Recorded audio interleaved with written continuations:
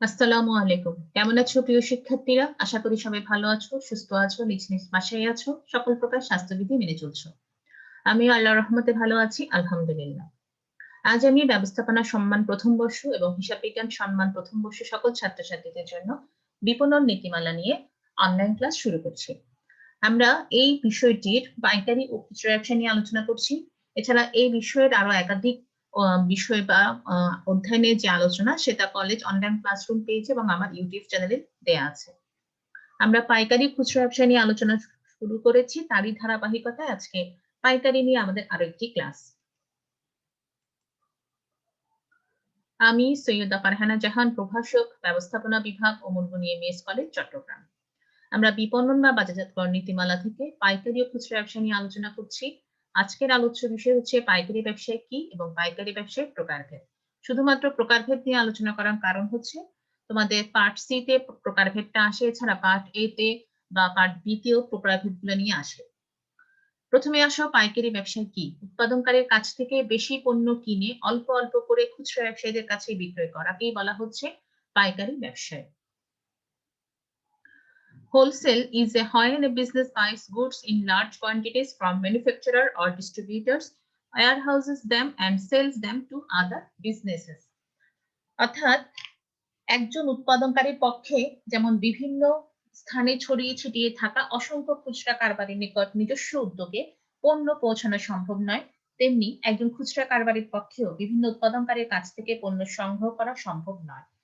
একজন উৎপাদনকারী পণ্য উৎপাদন দক্ষ হলেও পণ্য বন্টনে তার দক্ষতা না বা সামর্থ্য নাও থাকতে পারে। আবার পাইকারি ব্যবসায়ী আম এই উভয়ের অবস্থানটাই সমস্যার সমাধান করা। অর্থাৎ পাইকারি ব্যবসায়ী বিভিন্ন উৎপাদনকারীর কাছ থেকে পণ্য সংগ্রহ করে খুচরা বিক্রেতা, শিল্প প্রতিষ্ঠান বা বাণিজ্যিক ব্যবহারকারীর কাছে পণ্য বিক্রয় করে, কিন্তু চূড়ান্ত ভোক্তার কাছে পণ্য বিক্রয় করে না। অর্থাৎ আমরা দেখি যে উৎপাদক এবং খুচরার মধ্যে যোগসূত্র স্থাপন করে সেই হচ্ছে পাইকারি ব্যবসা।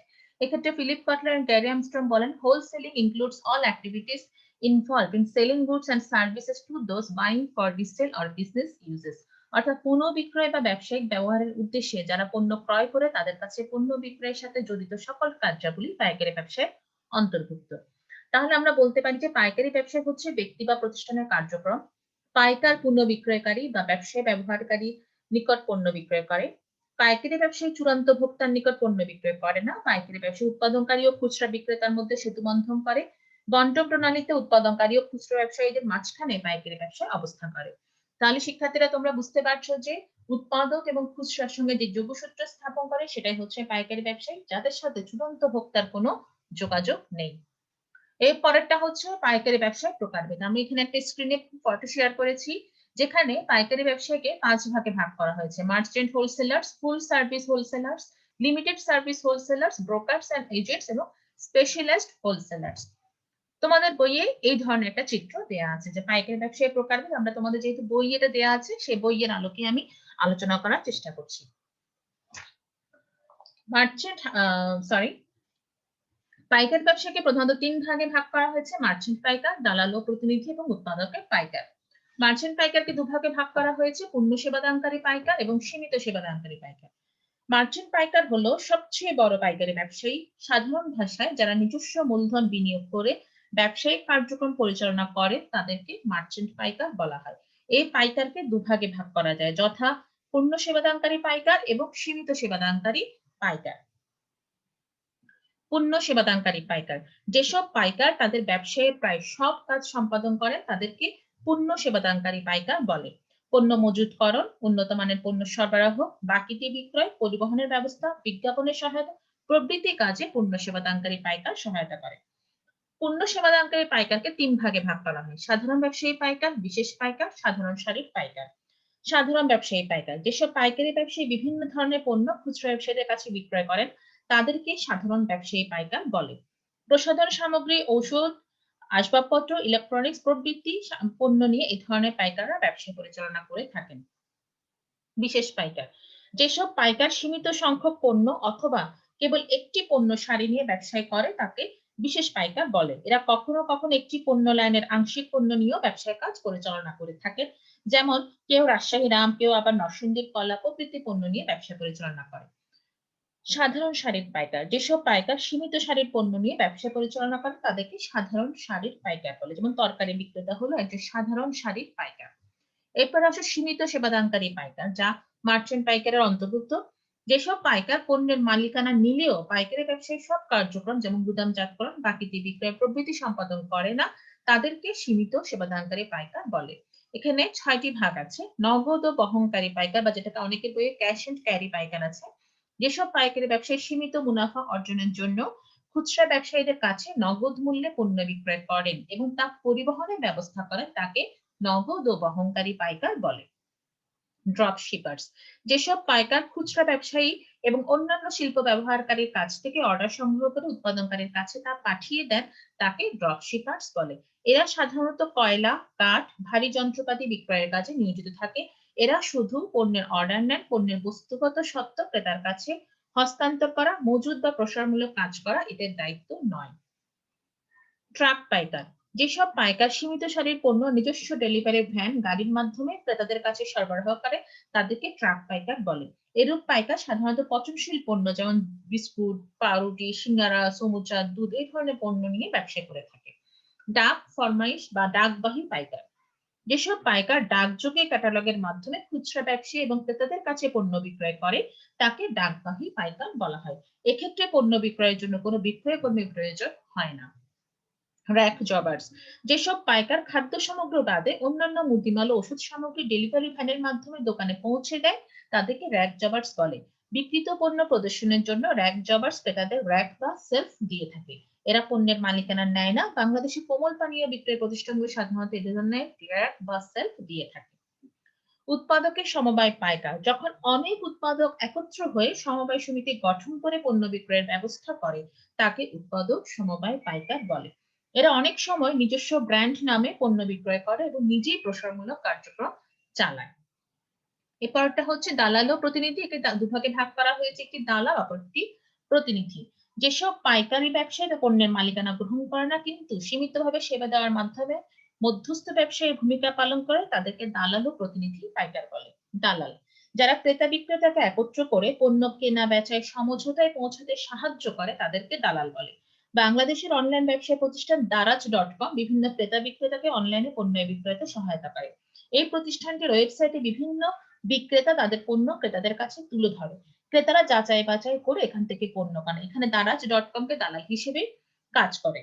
প্রতিনিধি, কমিশনের ভিত্তিতে যারা কোনো পক্ষে প্রতিনিধিত্ব করেন এবং প্রয়োজনে প্রমোশনমূলক কাজ করে, তাদেরকে প্রতিনিধি বলে। একে ৩ ভাগে ভাগ করা হয়েছে: উৎপাদকের প্রতিনিধি, বিক্রয় প্রতিনিধি, কমিশন ভিত্তিক ব্যবসায়ী। উৎপাদকের প্রতিনিধি, যেসব পাইকার কমিশনের বিনিময়ে বিভিন্ন উৎপাদকের প্রতিনিধিত্ব করে এবং প্রয়োজনে ব্যক্তিক বিক্রয় কাজ সমাধান করে, তাকে উৎপাদকের প্রতিনিধি বলে। বিক্রয় প্রতিনিধি, যেসব প্রতিনিধি স্বাধীন মধ্যস্থ ব্যবসায়ী হিসেবে উৎপাদকের সব পণ্য বিক্রির দায়িত্ব নেন, তাকে বিক্রয় প্রতিনিধি বলে। কমিশন ভিত্তিক ব্যবসায়ী, যেসব মধ্যস্থ ব্যবসায়ী বস্তুগত পণ্যের মালিকানা নেয় এবং চুক্তি অনুযায়ী সমঝোতার ভিত্তিতে পণ্য বিক্রয় করে, তাদেরকে কমিশন ভিত্তিক ব্যবসায়ী বলে। সর্বশেষ উৎপাদকের পাইকার, একে দুভাগে ভাগ করা হয়েছে: বিক্রয় শাখা এবং বিক্রয় অফিস। যেসব পাইকারি ব্যবসা উৎপাদকের নিজস্ব তত্ত্বাবধানে এবং মালিকানায় পরিচালিত হয়, তাদেরকে উৎপাদকের পাইকার বলে। এরূপ পাইকার নিজস্ব বিক্রয় শাখা এবং বিক্রয় অফিস খুলে পণ্য বিক্রয় করে।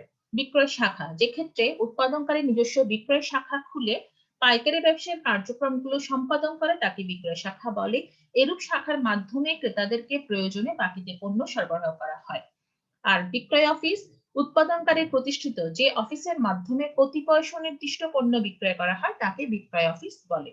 এরূপ বিক্রয় অফিসে পণ্য সংরক্ষণে তেমন ব্যবস্থা নেওয়া হয় না। তাহলে দেখো শিক্ষার্থীরা, আমরা দেখি যে পাইকার ব্যবসাকে ৩ ভাগে ভাগ করা হয়েছে: মার্চেন্ট পাইকার, দালাল ও প্রতিনিধি, উৎপাদকের পাইকার। মার্চেন্ট পাইকারকে আবার ২ ভাগে ভাগ করা হয়েছে: পূর্ণ সেবাদানকারী পাইকার, সীমিত সেবাদানকারী পাইকার। পূর্ণ সেবাদানকারী পাইকার ৩ ভাগে: সাধারণ ব্যবসায়ী পাইকার, বিশেষ পাইকার, সাধারণ সারির পাইকার। আর সীমিত সেবাদানকারী পাইকারকে ৬ ভাগে: নগদ ও বহনকারী পাইকার, ড্রপ শিপার্স, ট্রাক পাইকার, ডাকবাহী পাইকার, র‍্যাক জবার্স এবং উৎপাদকের সমবায় পাইকার। দালাল ও প্রতিনিধি দুভাগে: দালাল আর একটি প্রতিনিধি। প্রতিনিধিকে ৩ ভাগে: উৎপাদকের প্রতিনিধি, বিক্রয় প্রতিনিধি, কমিশন ভিত্তিক ব্যবসায়ী। আর উৎপাদকের পাইকারকে ২ ভাগে: বিক্রয় শাখা, বিক্রয় অফিস। তাহলে বলা যায় বিশ্বায়নের যুগে ব্যবসায়ী ধরনের যে অনেক পরিবর্তন এসেছে পাইকারি ব্যবসায় কার্যক্রমে। তাই পণ্য বিপণনের ক্ষেত্রে প্রতিষ্ঠানের অবশ্যই অভিজ্ঞ এবং গতিশীল মধ্যস্থ ব্যবসায়ী ব্যবহার করতে হয়। তাহলে সেক্ষেত্রে নির্দিষ্ট লক্ষ্য অর্জন করা সম্ভব হয়। বণিক পাইকার, যে সকল পাইকারি ব্যবসায়ী নিজস্ব মূলধন বিনিয়োগ করে ব্যবসায় পরিচালনা করে তাদেরকে ব্যবসায়ী পাইকার বা বণিক পাইকার বলে, যেটা একটু আগে আমরা মার্চেন্ট পাইকারের মধ্যে দেখেছি। মেইল অর্ডার পাইকার, যে সকল পাইকার পণ্যের ক্যাটালগ প্রদান করে অর্ডার সংগ্রহ এবং অর্ডার মোতাবেক খুচরা ব্যবসায়ী, শিল্প প্রতিষ্ঠান বা অন্যান্য প্রতিষ্ঠানের নিকট ডাকযোগে পণ্য প্রেরণ করে তাদেরকে ডাকবাহী পাইকার বা মেইল অর্ডার পাইকার বলা হয়। আমি একটু আগে সমস্ত পাইকারি প্রকারভেদগুলো নিয়ে আলোচনা করেছি, কিন্তু পার্ট এ এবং পার্ট বি তে যে প্রকারভেদগুলো একটু বেশি আছে সেগুলো আরেকবার বলে দিচ্ছি। সেটা হচ্ছে বণিক পাইকার, মেইল অর্ডার পাইকার, ক্যাশ এন্ড ক্যারি পাইকার, যেসব পাইকারি ব্যবসায়ী সীমিত মুনাফা অর্জনের জন্য খুচরা ব্যবসায়ীদের কাছে নগদ মূল্যে পণ্য বিক্রয় করেন এবং তা পরিবহনের ব্যবস্থা করেন, তাদেরকে নগদ ও বহনকারী পাইকার বা ক্যাশ এন্ড ক্যারি পাইকার বলা হয়। ক্রয় প্রতিনিধি, যে সকল পাইকার উৎপাদক, খুচরা বিক্রেতা বা প্রাতিষ্ঠানিক ক্রেতার পক্ষে ক্রয় করে তাদেরকে ক্রয় প্রতিনিধি বলে। ক্রেতাদের সাথে এদের দীর্ঘমেয়াদী সম্পর্ক থাকে। ড্রপ শিপার্স, খুচরা ব্যবসায়ী এবং অন্যান্য শিল্প ব্যবহারকারীর কাছ থেকে অর্ডার সংগ্রহ করে যে সকল পাইকার উৎপাদনকারীর কাছে তা পাঠিয়ে দেন তাদেরকে ড্রপ শিপার্স বলে। র‍্যাক জবার্স, যেসব পাইকার খাদ্য সামগ্রী বাদে অন্যান্য মুদিমাল ও ওষুধ সামগ্রী ডেলিভারি ভ্যানের মাধ্যমে দোকানে পৌঁছে দেয় তাদেরকে র‍্যাক জবার্স বলে। বিক্রিত পণ্য প্রদর্শনের জন্য র‍্যাক জবার্স ক্রেতাদেরকে র‍্যাক বা সেলফ দিয়ে থাকে। এই হচ্ছে মোটামুটি আমাদের পাইকারি ব্যবসা এবং পাইকারি ব্যবসায়ী প্রকারভেদ, যা তোমাদের জন্য অনেক বেশি গুরুত্বপূর্ণ। এই বিষয়ে কোনো জিজ্ঞাসা থাকলে পোস্টের কমেন্টে জানাবা। বাসায় সবাইকে নিয়ে সাবধানে থাকবে। তোমাদের সকলের সুস্থ কামনা করছি। ধন্যবাদ। আমার সকল ক্লাস উক্ত ইউটিউব চ্যানেলে পাবা, প্রয়োজনে সাবস্ক্রাইব করে নিও। মাননীয় অধ্যক্ষ মহোদয়ের যে কোনো প্রকার নির্দেশনা প্রিন্সিপাল ও মোরগুনি এমইএস কলেজ অফিসিয়াল পেজে পাবা। আমি সহ সকল বিষয়ভুক্ত শিক্ষকের ক্লাস অনলাইন ক্লাসরুম অফ মোরগুনি এমইএস কলেজ EIIN 104300 চট্টগ্রাম এই পেজে পাবা। সে পর্যন্ত সবাই ভালো থেকো। আল্লাহ হাফেজ।